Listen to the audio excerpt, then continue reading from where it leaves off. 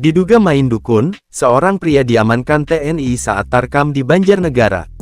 Agar tim jagoannya menang, seorang pria di Banjarnegara, Jawa Tengah diduga main dukun hingga berujung diamankan anggota TNI. Peristiwa tersebut terjadi saat Liga Antar Kampung Tarkam dan disaksikan ratusan warga yang menunggu jalannya pertandingan. Dilansir melalui unggahan akun Instagram @terangmedia Senin, tanggal 12 Agustus tahun 2024, pria itu pun langsung tak berkutik saat diamankan. Dalam video yang beredar mulanya tampak seorang pria berjaket hitam yang mencoba masuk ke lapangan. Pria tersebut muncul dari deretan penonton yang berada di lapangan dengan membawa botol mineral berisi air. Diduga air yang dibawa pria tersebut merupakan pemberian dukun agar tim jagoannya menang saat bertanding. Air tersebut kemudian disiramkan ke arah tanah dan tiang di sekitar gawang.